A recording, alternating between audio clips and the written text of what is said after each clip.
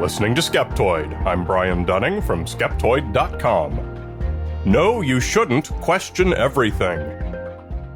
Yes, it's an obvious clickbait headline.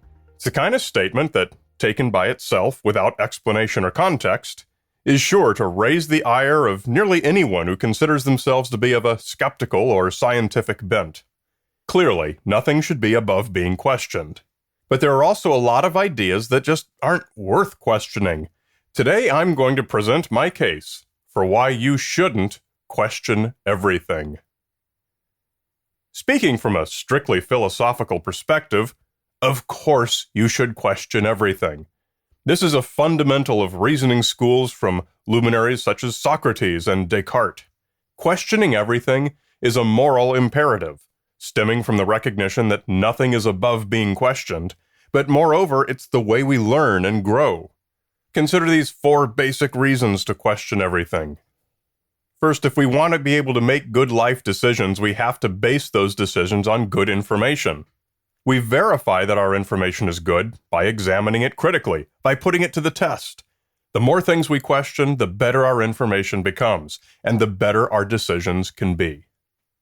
Second, the world is full of fabrications, bad information, even people in parties actively seeking to deceive. Putting the information we receive through the filter of inquiry and verification is a simple no-brainer to weed out deceptive nonsense. Third, policies and doctrines like authority, government, education, foreign policy, religion, capitalism, conservatism, liberalism are matters of opinion and must always be open to question and exploration. Despite the great passion many people hold for their position on these ideas, for the most part, there is no one right or wrong interpretation. And finally, questioning our own assumptions is how we maintain an open mind. Among all of our beliefs are things that are wrong, and the only way to root them out is to challenge our own assumptions and conclusions, and of those who influence us. Questioning ourselves is how we avoid the arrogance of certainty and its inevitable folly. The things we think we know are strengthened by scrutiny. And all of this is to say nothing of scientific inquiry into the unknown, not mere testing of existing knowledge, but the development of new knowledge. Finding the right questions to ask, asking them, and seeking answers is the central process. But investigating these things we don't yet understand is a given. It's the first step in learning about anything. It's when we come to the things we think we do understand, where the importance of inquiry can be less obvious and easier to skip. And it's right here, at this locus between the known and the unknown, where the need to question everything is arguably at its very greatest. So then how could I possibly be asserting that we shouldn't question everything? Have I finally lost my last marble? Is it time to be skeptical of the skeptic? Or shouldn't you always? I say this because we live in a world where, in everything we do, we face practical considerations. We must decide where to allocate our resources. Do we spend our energy and attention on this or on that? By the very necessity of living life and getting through our day, each of us necessarily avoids questioning a million perfectly questionable things. Let's look at an extreme example. Okay, extreme example of something we shouldn't question. The basic physical nature of our surroundings. Maybe your desk is a computer simulation. Maybe that next square of concrete on the sidewalk ahead of you is a hologram and you'll fall through it. Maybe there's nothing behind you but emptiness, and as quick as you can whirl around to check, some powerful simulation creates the other half of the room for you to see. Clearly, you would not live a very productive life if you spent every moment doubting the basic nature of everything and contriving clever tests. Your experience living life has taught you that your surroundings are likely to pass every such test, so you've learned not to bother to question them. And you shouldn't. I'm not claiming they're all real beyond any doubt. I'm simply pointing out that it's generally not worth your time to question. It's ridiculous. Should we question whether the government is spying on our cell phones? Yes, of course we should, because that's a reasonable suspicion for which there is precedent? Should we question whether the government consists of reptilian beings wearing electronic disguises? No, we shouldn't, because that's ridiculous. So let's call this our first test for whether an idea is worthy of inquiry. Is it ridiculous? If it is, then it's not worth questioning, and your energy is better spent on a better problem. Now, let's take a far more practical example. You're in geometry class, and you're asked to write a proof that one triangle is congruent to another using the side-angle side postulate. You're expected to assume that this postulate is valid. You're not asked to question the postulate. It's presented to you as a given that you should just accept. Should you? Why? Isn't this exactly the kind of thing we should question? Some edict handed down from authority that we are told to embrace without inquiry. A mathematical axiom is something else that I would advise you should not question. Not because it holds some lofty quasi-religious stature, or because it is the dogma handed down from the science cabal, but simply because it's been so thoroughly validated and proven that the chances of it being wrong are vanishingly small. It's not worth your time to question. Philosophically, sure, mathematical axioms should all be challenged. Practically, not so much. And yet this is exactly the pushback I receive so often from so many detractors who take proven axioms and flaunt their questionability as evidence supporting their particular pseudoscience. These people run the gamut, from perpetual motion guys claiming to have overcome the laws of thermodynamics, to young earthers whose alternate natural history violates the law of exponential decay. And let's not even get started on the number of fringy cranks who have claimed to have proven Einstein wrong over the years.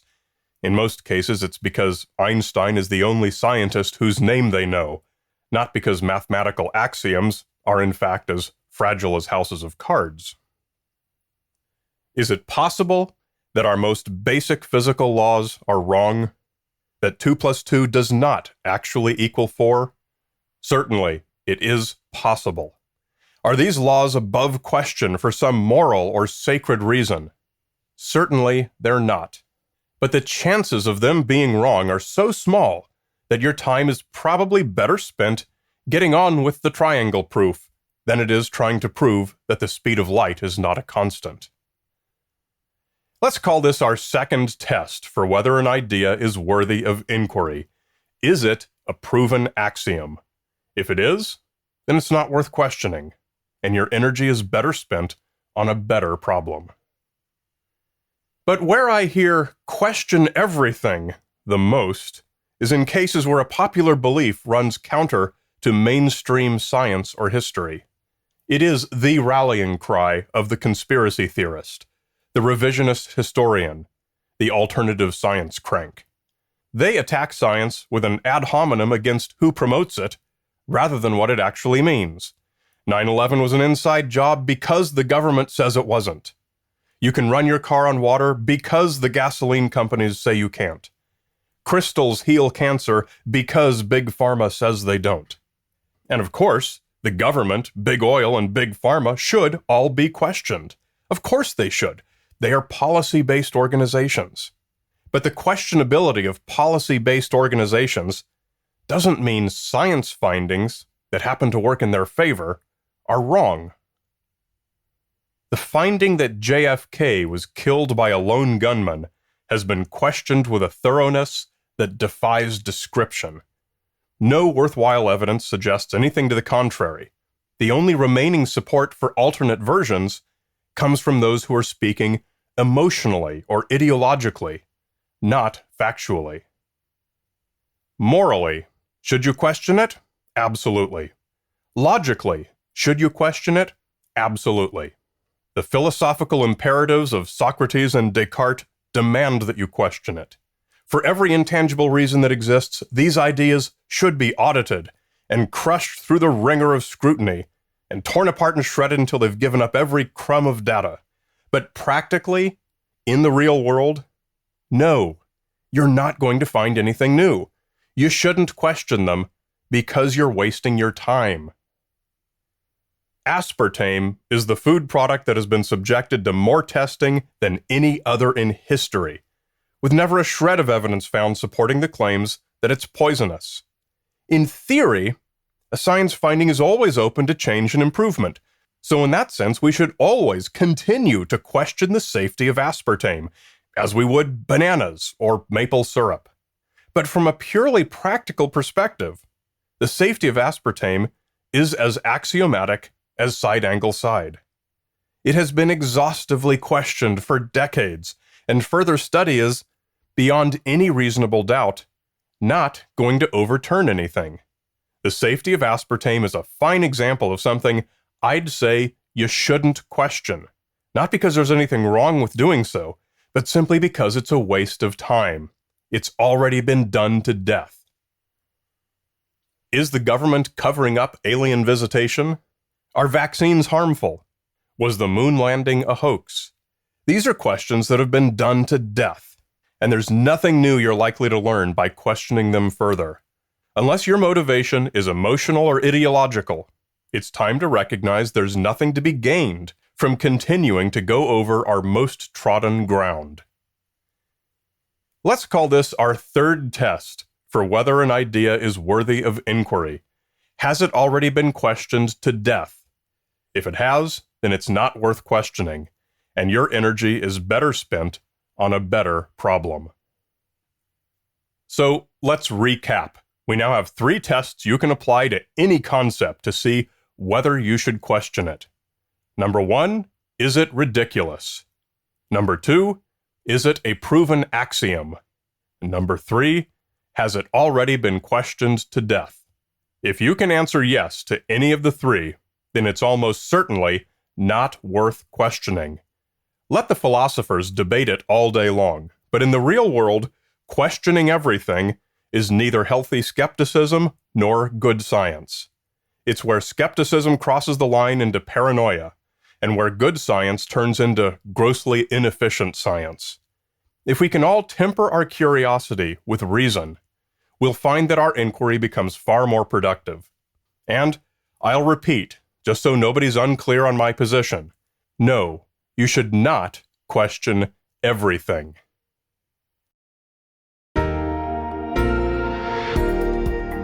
Be sure you're aware of the 2 versions of the Skeptoid podcast. The free version is ad-supported and contains the last 50 episodes only. The premium version is ad-free and gives access to the full archive of over 500 episodes. The premium version of Skeptoid is available to everyone who donates at $5 a month or more.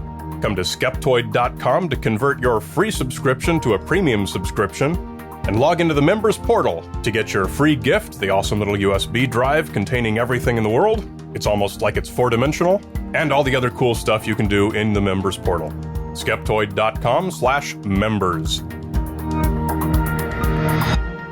You're listening to Skeptoid, a 501c3 nonprofit.